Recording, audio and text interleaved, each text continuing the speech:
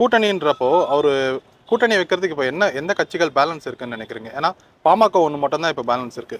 திமுக கூட வந்து காங்கிரஸ் கூட்டணி வச்சிருக்காங்க, அதிமுக கூட பிஜேபி கூட்டணி வச்சிருக்காங்க. மற்றும் பார்த்தீங்கன்னா சிறு சிறு கட்சிகள்லாம் அதிமுக திமுகவும் வந்து இது ஃபுல்லா கூட்டணி வச்சிருக்காங்கல்ல.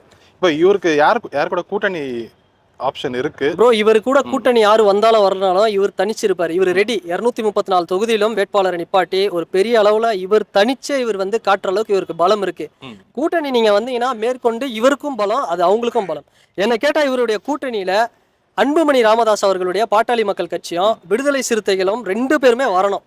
ஏன்னா இந்த 2 பேருமே வந்து ஒரு மும்பை சென்னை மாதிரி சண்டை போட்டுட்டு இருக்கிறாங்க.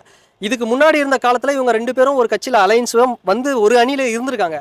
அது மாதிரி இவங்க 2 பேருமே இந்த தளபதியுடைய தாவேக்காவில் ஒரு கூட்டணியில வந்தாங்க அப்படின்னா மெகா கூட்டணியா ப்ரோ 100% தளபதி தான் ப்ரோ சிஎம். விஜய் சார் தான் சிஎம். இதுல வந்து சீமான் அவர்களும் வரணும், சரத்குமார் அவர்களும் வந்து வரணும். பிஜேபியில இருந்து அவர் வருவாரான்னு எனக்கு தெரியல. வேற யாரெல்லாம் இருக்காங்களோ எல்லாருமே வரணும். சின்ன சின்ன கட்சிகள் மெயினா கேப்டன் விஜயகாந்த் அவர்களுடைய மனைவி அவங்க வரணும், அவரோட பையன் 2 பேரும் வரணும். இவங்கெல்லாம் வந்து ஒரு ஸ்ட்ராங்கான அலைன்ஸ் ஃபார்ம் பண்ணாங்க அப்படின்னா கண்டிப்பா சிஎம் அவர் தான். அது வந்து எந்த ஒரு மாற்றமும் கிடையாது.